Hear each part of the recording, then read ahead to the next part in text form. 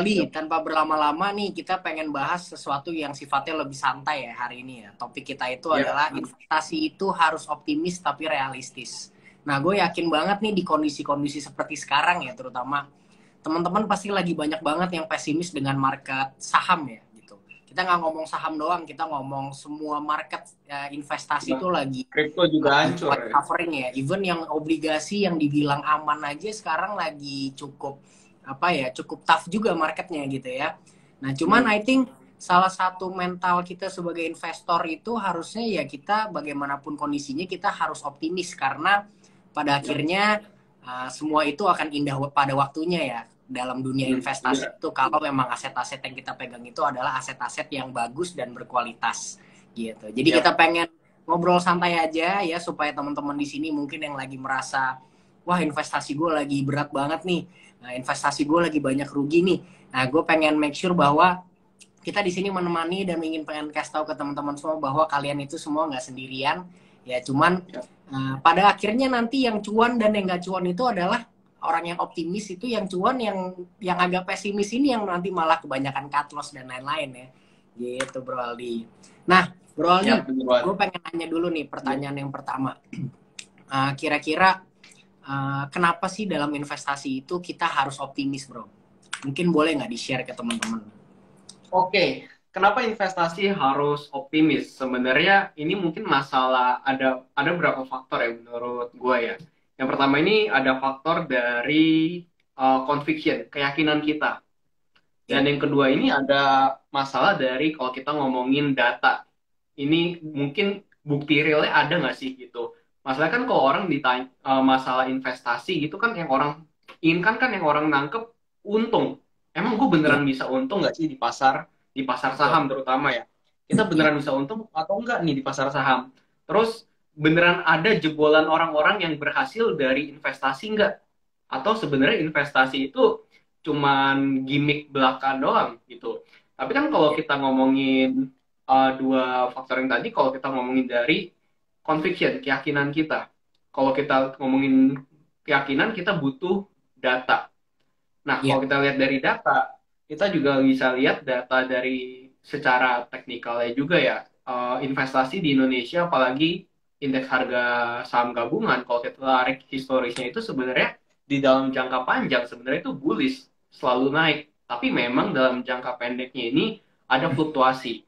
Makanya disebut juga kan sebagai instrumen investasi yang high risk, high return. Tapi ya. yang membuat kita juga menjadi optimis untuk investasi di sebuah saham karena oh ternyata nih emang dalam jangka panjang emang pasti ada kenaikannya, pasti naik gitu. Terutama juga bagi negara Indonesia yang merupakan negara berkembang, ya itu juga menjadi salah satu pasar yang menarik untuk bahkan negara-negara asing berinvestasi. Karena negara di emerging market di negara berkembang ini justru banyak peluang-peluang investasi yang sangat menjanjikan. Terus kalau kita juga ambil kutipan dari Opal Keng Hong pernah bilang kalau pasar saham itu kan juga salah satu apa mutiara terpendam. Itu bukan Ya. di dasar laut tapi di pasar saham. Karena nilainya ini jelas dan transparan. Nah, makanya Ya. ditambah yang tadi kita juga butuh datanya. Oh, ternyata beneran emang investasi itu harus optimis. Tapi ada beberapa faktor yang mendukung kenapa investasi itu juga harus kita optimiskan. Namun memang dalam jangka pendeknya ada fluktuasi karena memang salah satu sistem dari investasi itu sendiri gitu. Kalau dari gue gitu. Ya, ya, ya, ya, ya. Benar-benar poin yang bagus juga nih. Memang menurut gue itu investasi dalam investasi ya. uh, uh, Mindset optimis itu menurut gue penting banget buat kita punya Yep. ya karena gue tambahin lagi juga nih dari kutipan dari Lo Ke Hong juga dia bilang kan bahwa investasi itu tuh waiting game gitu ya nggak sih. Hmm. Apa keuntungan terbesar itu kita dapatkan bukan dari jual beli sahamnya tapi dari menunggunya gitu.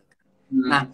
gimana caranya kita bisa menunggu, gimana caranya kita bisa menaruh harapan kepada satu perusahaan yang misalkan let's say gue beli Bank BRI gitu di tahun ini, dan gue menaruh harapan besar di Bank BRI, kalau 10-20 tahun lagi dia bisa memberikan gue return yang let's say 500 kali, 600 kali gitu.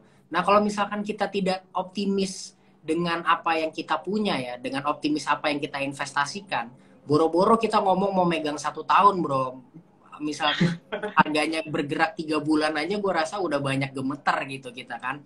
Ya memang sebuah optimisme itu memang menurut gue penting dari sisi itunya gitu, karena ya itu tadi, investor yang optimis itu cenderung bisa menghold sahamnya itu jauh lebih panjang daripada investor yang tidak terlalu optimis ya gitu. Walaupun memang pesimis itu nggak salah menurut gue.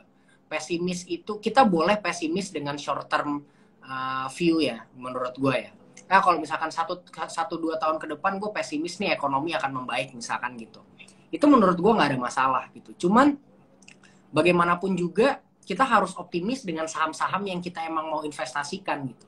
Apalagi kalau kita konteksnya investasi ya Bro Aldi ya. Kalau investasi itu kan berarti kan investasi itu nggak, kalau kita ngomong di investasi di saham, kita itu nggak cuma ngomongin uang doang di situ. Kita ngomongin waktu, ya kan? Kita ngomongin opportunity loss ya. Kalau misalkan kita full invest di saham BRI gitu misalkan, ya berarti kan kita ada opportunity loss di saham-saham yang lain gitu kan. Nah, gimana cara kita bisa mempertahankan keyakinan kita kepada saham yang kita punya regardless dari kondisi market itu seperti apa gitu. Apalagi kan kayak teman-teman ya kebetulan kita di Wayne Investment juga, gue kan banyak sering ngobrol sama teman-teman di komunitas gue. Banyak juga gitu yang awal tahun kemarin sama per hari ini itu portofolionya isinya udah beda semua Bro Aldi gitu. Padahal di awal tahun mungkin mereka merasa bahwa kayak oke, gue bakalan akumulasi saham ini nih gitu sampai mungkin 1-2 tahun 3 tahun ke depan lah minimal gitu. Tapi faktanya sekarang isi portofolionya udah berbeda semua gitu. Artinya kan karena kita tidak optimis dengan perusahaan-perusahaan yang kita beli sahamnya, yaitu menyebabkan portofolio kita itu menjadi terlalu banyak bergerak dan akhirnya kita sulit untuk mendapatkan return yang besar gitu. Ya, karena return yang besar itu cuma bisa kita dapatkan pada saat kita percaya dan kita hold dalam jumlah yang besar di 1 atau 2 saham aja gitu. Itu menurut gue sih.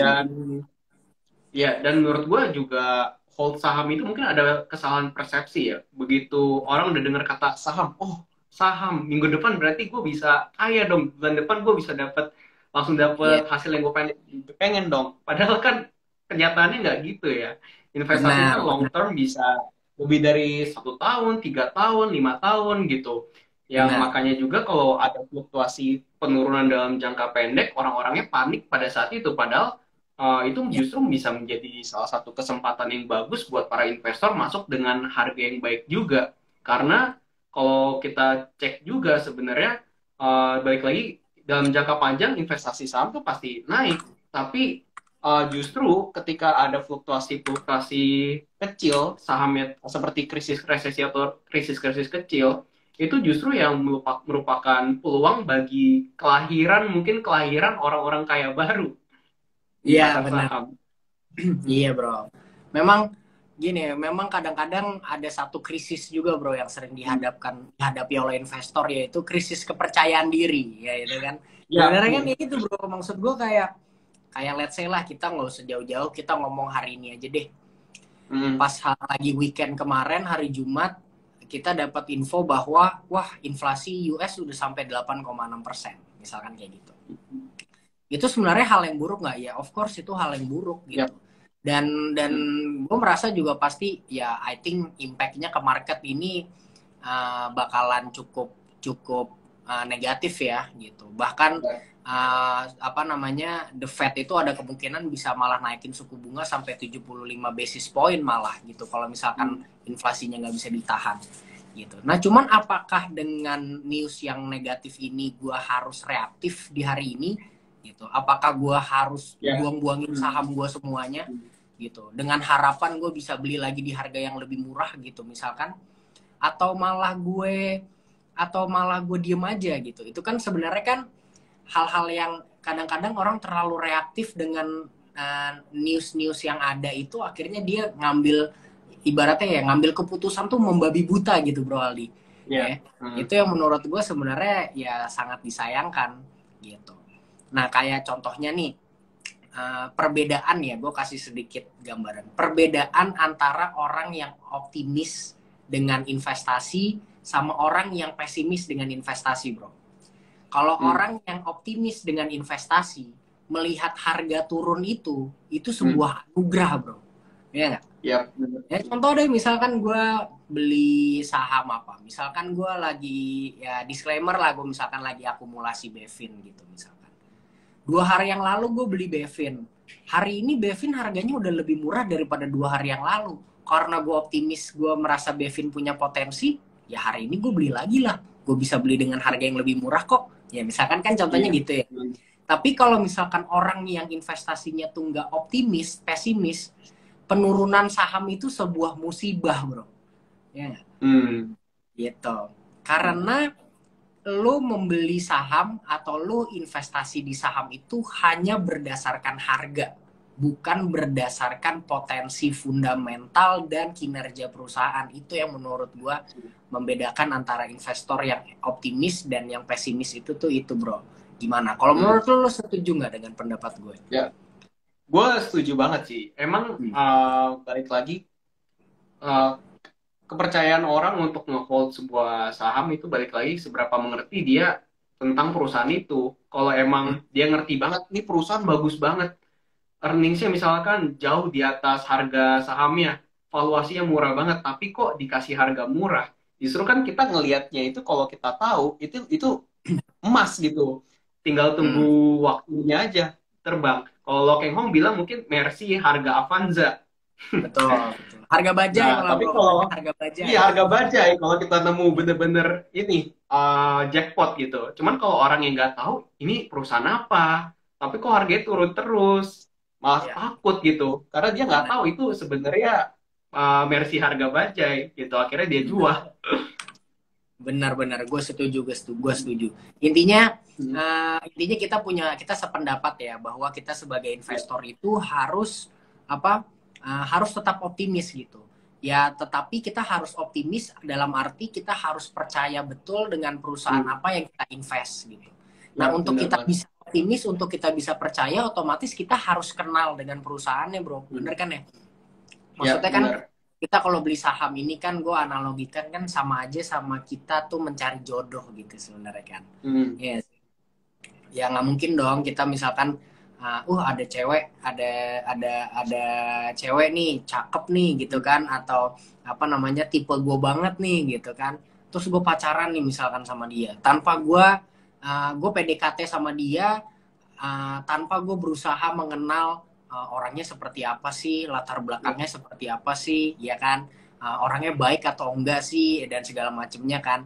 Nah kalau misalkan kita tidak punya effort untuk mengenal orang ini dari dalamnya ya gitu kan, hanya mau kenal dari luarnya aja, nantinya pas kita pacaran gitu kan, tiba-tiba wah ternyata orangnya rese, ternyata orangnya begini, ternyata orangnya begitu, ya banyak kecewa apa segala macam, putus ya, akhirnya rugi, udah banyak keluar beli kado apa. Nah misalkan contohnya gitu. Nah lagi investasi kan sebenarnya gitu kan, sama aja sama kita beli saham gitu. Jangan cuman gara-gara lu lihat wah nih saham kayaknya lagi trennya lagi bagus nih, lagi naik nih misalkan, tapi lu beli aja tanpa lu tahu bahwa emang dia naiknya kenapa sih gitu. Emang perusahaannya bagus nggak sih, perusahaan apaan sih, jualan apa sih, ya kan, laporan keuangannya gimana sih, dan segala macamnya itu kita nggak pernah korek-korek, ya pada akhirnya kita juga akan kecewa gitu kalau menurut gue. Jadi we have to know what we buy lah, intinya gitu. Nah gue mau lanjut ke topik yang berikutnya nih Bro Aldi. Untuk kita menjadi investor yang optimis itu artinya kan kita juga harus banyak membuang hal-hal yang negatif ya, terutama secara emosi, ya kan. Nah, membuang hal-hal yang negatif itu tuh berarti kita juga harus mampu untuk fokus kepada hal-hal yang bisa kita kontrol. Nah, ya kan, karena dalam investasi itu ada hal yang bisa kita kontrol, ada yang nggak bisa kita kontrol juga. Cuman terkadang investor itu suka terlalu membuang banyak fokusnya ke hal-hal yang nggak bisa kita kontrol sebenarnya itu gitu. Menurut Bro Aldi ada pandangan nggak mengenai hal ini? Ya, sebenarnya prinsip kontrol apa yang bisa kita kontrol, kontrol apa yang jangan mencoba kontrol apa yang nggak bisa kita kontrol. Sebenarnya itu prinsip bukan di saham doang ya, di seluruh faktor menurut gue juga bakal kepake. Cuman kalau di saham ini mungkin eh, ada yang nggak bisa kita kontrol, yaitu kondisi ekonomi, politik, terus ada pergerakan bandar, kita nggak bisa kontrol itu. Hmm. Tapi yang bisa kita kontrol dalam fokus supaya kita bisa tetap optimis adalah dari diri kita, yaitu money management kita gimana. Ya, Terus decision kita gimana dalam mengambil keputusan untuk membeli atau menjual sebuah saham. Atau dari gimana caranya kita bisa belajar untuk terus berkembang di pasar saham. Nah, itu juga penting banget untuk bisa kontrol apa yang bisa kita kontrol. Soalnya kebanyakan orang juga mencoba setiap mengalami loss atau kerugian di saham, yang disalahin adalah yang nggak bisa mereka kontrol. Aduh, bandarnya kurang ajar nih, misalkan ya, dibanting di ya, akhir ya. sesi. Nah, terus, waduh, gila, The Fed tiba-tiba naikin suku bunga, inflasi US, gue belum jualan lagi. Nah, itu kan nggak bisa kita kontrol. Tapi yang bisa kita kontrol, kita bisa pahami sebelum kita membeli saham, mungkin kita bisa pahami ekonominya dulu. Ketika kita udah tahu, oh, kayaknya dunia sedang tidak baik-baik saja nih. Better gue ready cash dulu. Nah, begitu ternyata pengumuman The Fed naikin suku bunga, hasil analisa ekonomi kita justru kan bisa membeli, yaitu kita bisa membeli saham-saham bagus dengan harga yang lebih murah, karena ada kesempatan pasar saham akan turun dalam jangka pendek, gitu. Kalau menurut gue, mungkin seperti itu ya, ini juga penting banget sih. Ya. Ya, betul betul. Gue setuju banget tuh dari kata lo, karena banyak juga nih sebenarnya pengalaman dari gue itu ngobrol sama teman-teman yang investasi saham itu kadang suka kalang kabut mikirin hal-hal yang sebenarnya nggak nggak tahu juga gitu ujungnya bakal kemana gitu kan, ya kayak contohnya tadi lo bilang kayak uh, ekonomi gitu kan, udah boro-boro gitu kita nggak ada yang pernah tahu kebijakan ekonomi 1-2 bulan lagi itu seperti apa, ya kan, kondisi Ya, ekonomi 2 bulan ke 3 bulan ke depan itu seperti apa, boro-boro kita tahu gitu, kita cuma bisa menganalisa, kita cuma bisa memprediksi doang, ya kan ya. Makanya gue ya, ingat juga kata Warren Buffett and Peter Lynch ya, dua investor terbesar di dunia dan yang mau successful juga. Dia ya, selalu ngomong bahwa mereka itu nggak peduli dengan ekonomi gitu. Mereka nggak pernah hmm, peduliin kondisi ekonomi itu tuh seperti apa gitu. Karena itu adalah hal-hal yang menurut dia itu gue buang-buang waktu gitu ya, mikirin ekonomi itu sekarang seperti apa dan lain-lain itu karena nggak ada yang pernah tahu ekonomi 1 2 3 bulan 3 tahun sampai ke depan tuh seperti apa gitu. Ya walaupun hmm, kita sebagai investor tentunya kita harus punya effort untuk memprediksi lah gitu ya, kira-kira menganalisa minimal dengan logika gitu. Oh ya kira-kira kondisi ekonomi lagi kayak begini, impactnya kira-kira bakal gimana. Gue lebih baik itu agresif atau enggak sih sebenarnya kan kayak gitu ya. hmm, Itu menurut gue ya, effort-effort itu harus dilakukan, hmm, tapi jangan berspekulasi bahwa ekonomi bakal bakal hancur 1-2 bulan ya, lagi gitu. Ada yang bisa ngomong kayak begitu sebenarnya kan. iya, Yang satu lagi yang kadang lucu yang kata lu juga tuh bro, saham rugi di saham nyalahin bandar. Ya kadang-kadang ya, tapi apa ya maksudnya ini sebuah opini ya menurut gue ya. Uh, Orang kan sekarang memang banyak yang menganalisa dengan metode bandarmologi lah gitu kan. ya, Itu menurut gue sih nggak salah, menurut gue sih nggak salah gitu. Cuman ya itu lagi kembali boro-boro kita menganalisa bandar itu tuh gimana sih ya, memang gitu. hmm, Maksudnya apalagi kita kan nggak ada yang pernah tahu ya maksudnya tujuan di balik bandar tuh apa sebenarnya ya. kan gitu. Soalnya bandar Kita juga juga manusia kan. iya, kita juga nggak kenal bandarnya siapa, kita juga Iya, nggak tahu kok dia mau kapan mau beli, kapan mau jual gitu kan. Ya walaupun memang beberapa hal kita bisa baca lah ya dari market flow tuh ya aku percaya gitu. Cuman satu lagi menganalisa hal-hal seperti itu tuh menurut gue tuh penuh ketidakpastian lah gitu. hmm, Makanya makanya makanya itu adalah sesuatu hal yang menurut gua ya sayang kalau kita investor, apalagi investor yang pemula-pemula itu menghabiskan waktu banyak di situ gitu. hmm, Lebih baik kan kita ngabisin waktu ke hal-hal yang misalkan ya kita kontrol dari sisi decision making kita, misalkan gitu ya Bro Aldi. Kayak misalkan contohnya gaji gue sebulan 7 juta nih gitu misalkan. Ya, gaji gue sebulan 7 juta ya. Gue harus make a decision dong gitu. Dari 7 juta itu berapa banyak ya yang harus gue invest. Yeah. Kalau misalkan gue invest 2 juta terus rugi, kira-kira perasaan gue gimana ya gitu. Ya kan? Kalau misalkan kalau ternyata gue invest 2 juta rugi terus hati gue gundah gulana, ya sudah, bulan depan kurangin aja deh 1,5 juta. Masih galau nggak kalau turun misalkan kan gitu. Jadi hal-hal seperti itu kita bisa kontrol. Misalkan risk management juga. Risk management juga menurut gue penting. Ya kan? Gue tau lah kita semua investasi pengen cepet kaya. Semua, nggak ada orang yang nggak pengen cepet kaya tuh, nggak ada gitu. Munafik ya nggak sih bro kalau kita bilang enggak, gue mau kayaknya nanti aja. Nggak ada tuh orang yang misalnya kayak gitu. Nggak mungkin itu. Iya, kalau tiba-tiba besok kaya gue 2 kali lipat ya gue juga mau lah. Cuman kita kan harus mengerti ya bahwa untuk mendapatkan return yang besar di market itu artinya lo harus bermain agresif gitu. Nah, untuk bermain agresif artinya lo juga bisa mengalami kerugian yang cukup agresif juga ruginya. Gitu. Jadi kita harus bisa mengontrol lah gitu. Lebih baik gue sudah cukup nyaman belum sih dengan kondisi keuangan gue untuk gue bermain agresif, misalkan kan kayak gitu ya. Itu satu hal. Habis itu juga yang menurut gue nih, Bro Aldi, sambil gue pengen nanya sama lo mengenai investment goals. Ya.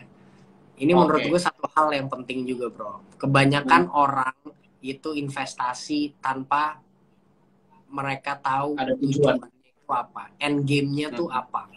Nah, kalau Bro Aldi ini udah tahu belum sih dari lu mulai investasi, end game-nya gue tuh apa sih?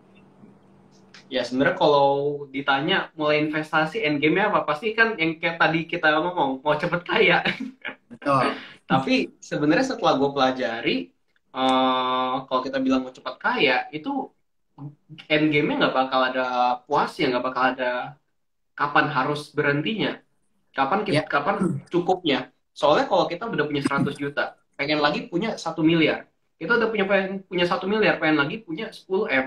Punya 10 M, pengen lagi punya 100 M, dan terus gitu terus. Dan yang bahayanya, karena kita mindsetnya adalah nggak ada habisnya, kita suka ngebandingin sama orang lain.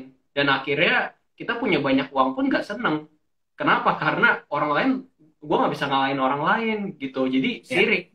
Justru kan itu yang bahaya ya. Nah, sebenarnya kalau ditanya end game-nya apa, kalau gue pribadi, end game gue adalah ya pastinya pengen bisa beli rumah, bisa nikah, bisa beli mobil, dan financially independent dengan lifestyle gue sendiri. Kalau gue pribadi seperti itu. Cuman mungkin yang kesalahan biasanya orang lakukan adalah yang itu. Mereka nggak tahu end game-nya apa, mereka nggak tahu kapan harus memiliki rasa cukup, dan mereka membandingkan dengan orang lain. Padahal kalau ditanya, misalnya tujuan gue adalah pergi ke negara Jepang. Tujuan teman gue misalkan mau ke negara Amerika. Nah, kalau gue bisa pergi ke Jepang, kalau gue bahagia pergi ke Jepang, kenapa gue harus ke Amerika? Bahagia guanya pergi ke Jepang, tapi kenapa gue harus ke Amerika? Iya, beda-beda gitu. Sedangkan orang yang mungkin pergi ke Amerika mungkin belum tentu bahagia juga kalau dia pergi ke Jepang. Nah, end game-nya itu juga harus jelas. Misalkan kalian mau beli rumah yang seperti apa, terus kalian pengen beli mobil yang seperti apa, terus lifestyle kalian tuh mau kayak apa. Soalnya punya banyak uang pun sebenarnya bukan artinya kalian pasti bahagia. Itu udah beda lain cerita lagi menurut gua. Jadi juga harus tahu kapan waktunya kalian bisa merasa cukup gitu. Kalau gue sih gitu dari Kak. Ya. Nah, ini kebetulan ada pertanyaan dari jagoan Stockpick juga nih, Kak Ruth nih. Nikah sama siapa nih Mas Aldi katanya? Waduh. Kalau ini masih tanda tanya ya. Tapi belum ada calon berarti. Iya. Gak apa-apa lah. Nanti supaya kalau ada calonnya bisa gampang ngomongnya. Iya dong, langsung tenang ya, pasangan langsung tenang. Karena Mas Aldi portofolionya sudah gendut gitu ya. Waduh, amin. Ya. Ya, gue setuju banget nih bro. Karena itu tadi, kadang-kadang orang investasi itu coba-coba. Ya, ya Iya. gue coba deh, apa Hmm. namanya, gue coba invest deh gitu kan. Padahal menurut gue investasi itu bukan urusan coba-coba ya, menurut gue ya. Hmm. Jadi pada saat lu investasi, lu harus tahu dulu, gue investasi itu tujuannya apa sih, gitu. Hmm. Makanya apa namanya, makanya sama ya, sambil curhat kayak gue di Wayne Investment ini buat teman-teman ya di komunitas gue yang memang join itu, ada juga yang servisnya gue kasih mereka kuesioner dulu nih, mereka jawab, Hmm. mereka coba coba apa, jawab beberapa pertanyaan ya, sambil mini interview gue tanya investasi lu tuh tujuannya buat apa gitu. Karena tujuan investasi itu sangat berpengaruh kepada strategi investasi yang harus kita Hmm. ambil, bro. Kayak gue ambil contoh misalkan Bro Aldi tadi ngomong investasi, gue pengen investasi supaya gue bisa beli rumah impian gue. Rumah Ya. impian Bro Aldi itu misalkan luasnya 5.600 meter persegi di daerah Menteng, Waduh. berarti kurang lebih 250 miliar mungkin gitu ya, misalkan ya contohnya. Amin Rumah ya. impian Bro Aldi itu sih kayak gitu. Nah, kalau investasi buat beli rumah impian, artinya kan lo harus agresif atau enggak? Atau lo Iya. harus biasa-biasa saja? Hmm. Menurut gua, bro. Untuk Hmm. Nah, menurut lo gimana? Kalau lo investasi buat rumah impian, menurut lo untuk lo bisa punya rumah, lo lebih baik agresif atau tidak terlalu agresif? Hmm. Untuk di umur gue yang sekarang ya, kebetulan juga Hmm, masih muda, jadi kalau gue sih bakal agresif ya. Kalau oke, gue. Hmm. betul betul. Nah, tapi kalau gue punya pandangan yang sedikit berbeda, Bro Aldi. Kalau menurut gue, kalau orang investasi itu tujuannya untuk membeli rumah, menurut gue jangan Hmm. terlalu agresif. Kenapa? Oke. Kalau investasinya tidak sesuai dengan rencana lo, Hmm. artinya kan lo nggak jadi beli rumah, ya dong? Iya. Karena lu beli rumah itu, karena lu investasikan uang lu itu untuk beli rumah, artinya lu itu Hmm. tidak boleh sampai kehilangan uang lu di market. Sebenarnya Iya. logikanya itu. Walaupun Hmm. walaupun resiko untuk aset itu turun tuh pasti ada. Cuman Hmm. lu harus minimalisir itu, karena apa? Kalau misalkan aset gue turun terus, atau gue investasi jangka panjang di saham yang salah, terus dalam waktu 20 tahun lagi gue sudah harus beli rumah, gue sudah menikah, terus duitnya belum ada, gimana? Karena gue Hmm. investasi terlalu agresif, itu bisa terjadi kan. Iya. Bener ya, bro? Hmm. Jadi Bener. menurut gue goalsnya kadang-kadang kita harus harus kayak gitu tuh, kayak gue pengen beli rumah gitu. Sama contohnya kayak misalkan gue pengen investasi supaya anak-anak gue nanti semua bisa kuliah S1, S2 di luar negeri semua, amin, ya kan. Terus gue investasi agresif, bang, arah ARB sikatin semua berat misalkan gitu, terus tiba-tiba Hmm. gue rugi banyak, artinya anak gue nggak jadi sekolah dong, bro. Bener Ih, kan, gitu bro. bener-bener. Jadi kadang-kadang menurut gua view-nya itu investasi itu sangat menentukan tujuan. Tapi kalau misalkan contohnya tujuan lu, biasakan gue tanya ini, misalkan my client, gue tanya lu tujuan investasi lu buat apa? Gue tujuan investasi gue supaya gue bisa pensiun aja, bro, umur 40 tahun. Uang Hmm. anak sekolah gue udah siap, rumah gue udah santai, apa segala macem. Gue cuma pengen 40 tahun, gue pengen berhenti kerja, gue pengen keliling dunia, balik ke Indonesia lagi, habis itu gue baru mikir deh gue ngapain lagi. Hmm. Kalau lu kayak gitu pikirannya, ya udah, ayo sikatlah yang agresif gitu. Karena kalau misalkan Hmm. karena kalau misalkan lo nggak jadi, kalau investasi lo nggak berhasil kan, lo cuman nggak jadi pensiun doang, ya kan, tapi lo nggak ngerugiin anak lo, nggak ngerugiin istri lo, nggak punya rumah atau apa kan. Itu menurut gue, Iya. makanya kadang-kadang apa namanya, goals investasi itu penting banget buat kita tahu ya gitu, supaya ekspektasi dengan hasilnya itu nanti bisa ketemu di equilibrium yang tepat ya, menurut gue kayak begitu. Iya. Ya, jadi setuju banget tapi gue sama lo, Bro Aldi, bahwa kita jadi investor, terutama investor ya, mungkin kalau untuk trader yang jangka pendek dan segala macamnya itu mungkin sedikit berbeda. Tapi kalau untuk investor, menurut gue kita nggak usah terlalu berfokus ke hal-hal yang kita nggak terlalu bisa kontrol ya. Seperti tadi Bro Aldi bilang, ekonomi, politik, terus ada apalagi tuh, bandar ya kan, dan segala macamnya, itu lebih baik kita dengerin tapi jangan Iya. terlalu kita persulit lah ya ini analisanya gitu. Yap. Nah, kita lanjut ke hal yang berikutnya, bro. Kita dari tadi ngomong, ayo dong investasi harus optimis, optimis, optimis, ya. Tapi harus ingat, bro, sesuai dengan topik hari ini, investasi itu harus optimis tapi realistis. Nah, ini juga menurut lo penting, bro. Karena investasi itu bukan pasar modal itu adalah bukan sahabat bagi kita semua. Investasi itu akan menghukum kita apabila kita terlalu maruk, ya. Ini juga menjadi hal yang sangat penting. Nah, menurut lo sebagai seorang investor, definisi realistis itu apa tuh, Bro Aldi? Definisi realistis. Balik lagi ke pasar saham ya. Kalau ngomongin saham itu kan datanya transparan dan kita bisa ngelihat semua. Kalau kita emang investasi di sebuah perusahaan yang emang kita percaya banget nih perusahaan bakal, misalkan ini disclaimer ya, misalkan gua ambil contoh Bank BRI dah. Bank BRI. Bank BRI misalkan 10 tahun lagi 10.000 mencapai 10.000 atau 5 tahun lagi 10.000. Dengan kalau kita lihat laporan keuangan yang sekarang, emang setiap tahunnya bertumbuh dan CAGR itu kalau gue hitung sekitar 14% kalau ditarik 10 tahun terakhir, itu ya mungkin bisa aja 5 atau paling lama 10 tahun lagi ya bisa 10.000. Tapi kalau kita cari perusahaan-perusahaan yang gorengan, misalkan contohnya Bumi bakal balik ke 8.000. Bumi bakal balik ke 8.000. Apakah mungkin ya kalau kita lihat dari data transparan yang sekarang, ya mungkin sangat sulit ya Bumi untuk balik lagi ke 8.000. Tapi kalau balik lagi kan untuk ngikutin data realistis tersebut ada yang namanya laporan keuangan yang dirilis 3 bulan sekali. Kita bisa ikutin perkembangannya gimana. Apakah memang target-target kita yang kita awalnya misalkan bilang BRI 10.000, BRI berapa gitu, apakah tercermin dari laporan keuangan yang terus-menerus meningkat dan mengikuti alur harga sahamnya?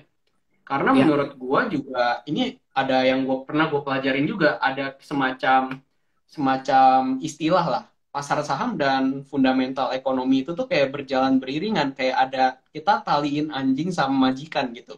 Jadi kadang kalau anjingnya maju duluan, ekonominya belum gerak, kadang tuh bisa ketarik, akhirnya mundur lagi. Tapi kalau ekonomi udah maju duluan, pasar sahamnya belum naik, itu justru bisa menjadi kesempatan emas. Artinya pasar saham lambat atau cepat pasti akan ikut tertarik juga. Nah, jadi ekonomi kita juga harus melihat juga realistisnya itu adalah data fundamentalnya. Apakah itu memang tercermin di sebuah perusahaan atau enggak? Dari gue sih gitu, Kak Ger. Oke, siap. Sebelum gue komen nih, ada pertanyaan dari Bro Ronaldo nih, pendapat soal saham keren gimana kok? Nah, ini kita nanti pasti bakalan jawab ya Bro Ronaldo, tapi kita selesaiin dulu nih topik kita sebentar lagi aja, supaya nggak putus. Itu kita akan open questionnaire buat teman-teman yang mau tanya saham, yang mau tanya analisa dan segala macam, welcome, kita happy, silakan tanya. Abis ini langsung first thing first, Era sama Friend kita bahas ya, tapi gue mau menanggapi Bro Aldi dulu. Menurut gue setuju gitu bahwa memang realistis itu penting ya dalam investasi. Karena apa? Kita harus mengerti dulu bahwa pasar saham itu sangat dinamis, ya. Dinamis itu artinya apa? Dinamis itu artinya berubah-ubah, ya. Gue mau kasih sedikit logika deh. Misalkan kita ngelihat satu perusahaan, jangan BRI lagi deh, nanti kita dikira goreng-goreng BRI terus bro, dari tadi BRI aja. Iya. Misalkan kita ambil saham, nah Era deh, kita ambil saham Era sambil kita bahas sama Bro Ronaldo. Anggaplah kita ngambil saham Era. Era tuh perusahaan bagus nggak? Menurut gue perusahaannya bagus, ya kan? I think dalam 1 tahun kemarin, di tahun kemarin akhirnya Era bottom line-nya bisa tembus kepala triliun. Itu menurut gue solid banget menurut gue. Karena satu, Era punya potensi ekspansi. Dia selalu melakukan ekspansi yang menurut gue menarik. Ya terakhir kan dia habis masukin itu tuh kan apa sih makanan roti-roti yang terkenal di Korea itu. Gue lupa. Ya itulah. Intinya dia sekarang sudah mulai masuk ke ranah-ranah retail makanan. Nah, and then yang berikutnya Era juga menurut gue secara bisnis sangat relevan dengan consumer habit orang zaman sekarang. Ya, orang zaman sekarang kan banyak beli gadget, teknologi dan segala macamnya gitu. Dan gue ngeliat juga era sekarang produk-produknya macam-macam kok. Dan kalau lo misalkan bongkar laporan keuangannya ya, yang naik itu penjualannya era itu nggak cuman di segmen mobile phone doang loh, tapi ada di aksesorisnya juga naik, laptop dan apa segala macam itu naik semua. Artinya apa? Artinya era itu punya bisnis yang sejalan dengan apa namanya, punya bisnis yang sejalan dengan consumer habits zaman sekarang. Terus kita bahas sedikit lagi nih tentang era. Kita ngomong PI-nya deh. Era tuh PI-nya berapa sih? PI-nya era sekarang gue yakin nggak nyampe 10 kok. PI-nya paling cuman ya I think 7 8 ya kalau nggak salah ya. Ya antara range 5 sampai 8 lah. Sementara kalau lu bandingkan era dengan peers-nya dia di global ya. Nggak usah ngomong di global deh, kita ngomong di Asia aja dulu. Di Thailand itu ada perusahaan sejenis era, PI-nya itu 32 kali. Habis itu di Malaysia juga ada perusahaan sejenis era, gue lupa namanya apa. Itu PI-nya semua double digit, bro. Cuman era itu. Padahal era itu di Indonesia itu monopoli, bos. Kalau di negara lain itu nggak monopoli loh. Jadi semua supply gadget, almost semua gadget yang terutama mobile phone itu semua harus masuk lewat era di Indonesia. Apalagi kan kita ngomong adanya email dan segala macamnya itu kan sekarang kalau misalkan lo punya handphone beli dari luar negeri sekarang udah otomatis nggak bisa, bro. Di apa namanya, di airport itu lo udah dicegat sama orang untuk daftar email di airport saat itu juga gitu. Jadi menurut gue secara fundamental era menurut gue nggak ada masalah. Ini menurut gue saham yang gue pegang sampai 10 tahun lagi gue nggak ada masalah. Cuman pertanyaannya sahamnya naik nggak? Kagak, bos. Bener nggak? Iya. Iya. Gue juga nggak tahu kenapa. Belum naik. Gue nggak tahu kenapa sahamnya nggak naik. Cuman ini is a very good company gitu. Nah, terus habis itu kita ngomong misalkan sambil gue ngecek ya, era sekarang harga berapa? Misalkan kita ngomong, gue tuh ngeliatin era ya. Gue dulu, gue sempat pegang era di tahun lalu itu. Gue punya target era pada waktu itu di harga 720 menurut gue ya. Fundamental price target gue itu di 720, ini udah dari 2 tahun yang lalu. Era di 720. Cuman faktanya apa? Sampai sekarang nggak, susah juga kok, bro, nyampe ke 720. Malah sekarang nyerosot ke berapa nih harganya era sekarang? 496 gitu. Nah, cuman kembali lagi, kalau misalkan perusahaannya bagus, masa lo di harga sekarang nggak mau beli sih? Semua peers-nya dia di regional itu semua udah double digit kok. Sekarang dia masih single digit gitu. Ya cuman itu dia, lu beli saham bagus ini belum tentu naiknya cepet gitu. Tapi kalau misalkan lu punya keyakinan untuk akumulasi era dalam jangka waktu yang panjang, menurut gue pada akhirnya harganya pasti akan kembali ke intrinsic value-nya yang menurut gue itu di 720 gitu. Jadi kalau misalkan era harganya tahun ini, misalkan kalian teman-teman beli era di harga 496, ya satu lagi, kita kembali ke topik lagi, Bro Aldi. Kita harus realistis. Gua rasa tahun ini era susah lah naik ke 720. Bener nggak? Boro-boro, ya kan? Mau naik 10% aja susah, bro. Lu mau naik sampai 720 tuh berarti berapa persen nih ya? Kalau gue hitung dari current price, era sampai ke 720 itu masih sekitar ya 45% lah. Kayak gitu. Era improve tapi 1 tahun ini stuck ya, kok malah cenderung turun. Target jangka panjang bisa reach berapa? Ya itu tadi based on terakhir gue evaluasi era sih, target gue di 720 ya. Cuman itu tadi kita lebih baik lebih realistis lah dengan kondisi yang sekarang gitu. Nah, gue mau masuk lagi nih sedikit lagi nih, Bro Aldi. Bicara tentang realistis. Terkadang kita ini sebagai investor suka terjebak dengan yang namanya target price gitu. Apalagi kan kita tahu lah ya, di Indonesia nih sekarang grup saham sana sini sudah banyak banget. Cuman kadang-kadang kalau kita ngasih sinyal jual atau beli tuh kadang-kadang nggak ada apa ya, selalu di satu harga misalkan. Bahkan kalau kita nggak usah susah deh, research report dari analisa Ya. sekuritas juga target price-nya kayak gitu tadi. Kayak Hmm. misalkan contoh gini, yaitu tadi gue seorang analis, gue keluarin research report tentang ERA dengan target price 720 gitu. Kalau gue ngeluarin research report kan artinya kan itu analisa untuk 1 tahun ya. Artinya dalam 1 tahun ERA harusnya naik sampai 720. Tapi kita sebagai investor juga harusnya jangan terlalu muluk-muluk. Oh ya oke, dalam 1 tahun pasti 720. Kalau nggak 720 gue nggak mau jual. Nah itu menurut gue adalah jebakan Batman. Menurut gue. Nah sih Ya, bro. benar. Kadang-kadang kita kan harus dinamis juga ya ngelihat market bahwa kayak ini mungkin nggak sih sampai ke target price. Hmm. Gue harus lower expectation gue nggak sih gitu. Kalau menurut lu Hmm. gimana bro Aldi? Ya, emang benar banget kalau kita lihat analis-analis, bahkan apalagi kalau mungkin yang lebih parah itu mungkin tahun lalu ya, waktu perusahaan teknologi lagi hype banget, itu banyak Ya. banget yang ngeluarin valuasi-valuasi yang gila-gila banget. Tapi Hmm.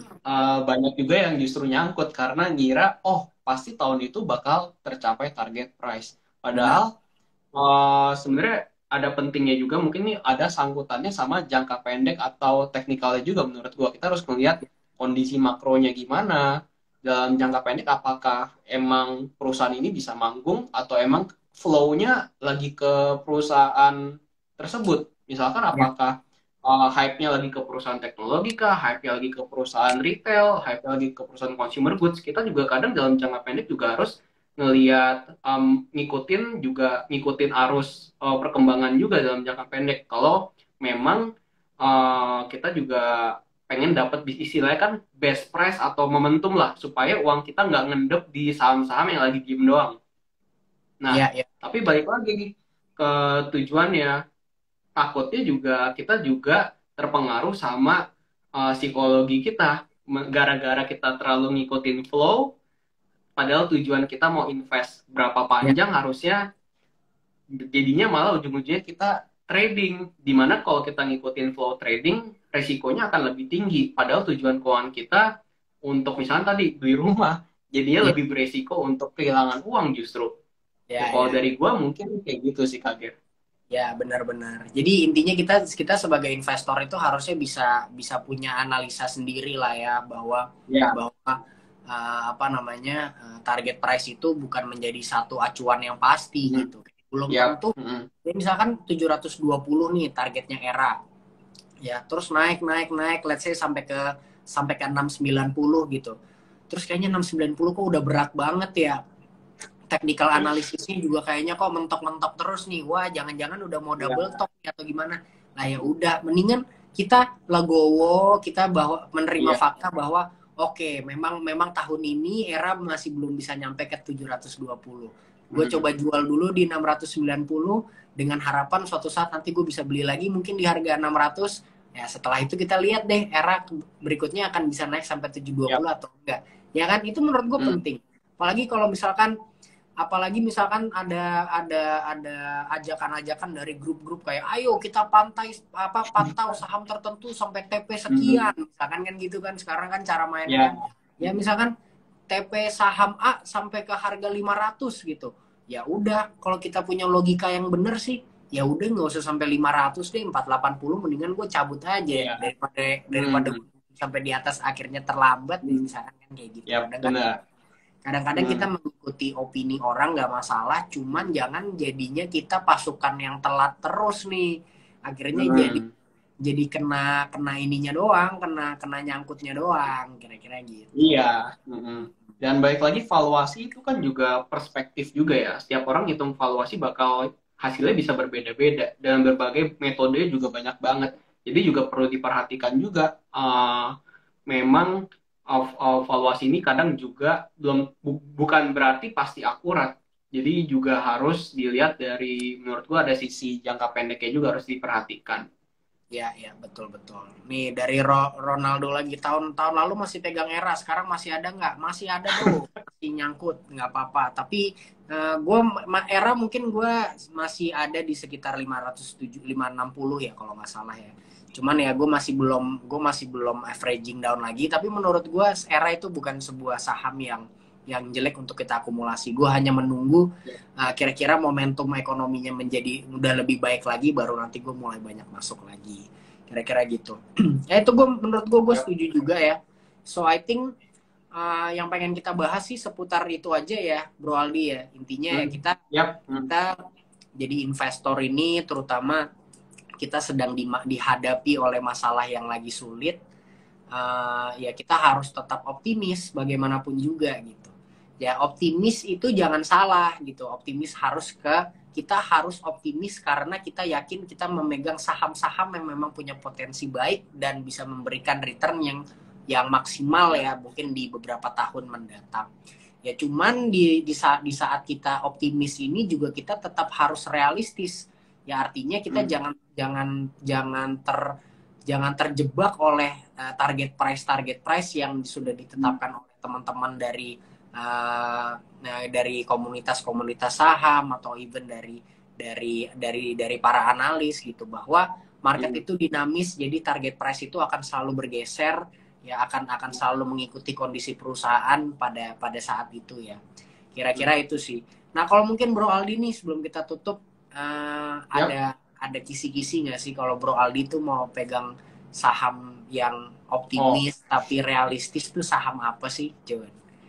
oke. Kalau ini untuk invest berarti ya, Untuk kurang invest. lebih. Hmm. Kalau gue jujur yang pasti sih gue tetap suka sama banking ya kalau Indonesia itu udah pasti. Big Bang kalau gue pribadi untuk yang growth-nya gue suka sama BBRI. Gue juga sebenarnya lagi nunggu harga bawah sih BBRI nih, pengen Ini nyicil lagi. memang BBRI Pompomers nih kayaknya nih dari tadi BBRI. Oh iya, disclaimer Iya, dulu, bukan iya, pom-pom ya iya. teman-teman. Iya, teman-teman kita di sini ambil BRI itu hanya sebagai contoh aja ya. Tadi di Ya, awal-awal ini baru-baru. Ini kan ini personal preference kita lah. ya. Oke, lanjut Hmm. bro. Nah, kenapa gue pilih BRI? Karena memang kalau kita lihat secara growth untuk invest itu bagus banget. Growth-nya mungkin kedua setelah BBCA. Cuman kalau kita lihat valuasinya BBCA ini udah terlalu mahal dibandingkan dengan BBRI.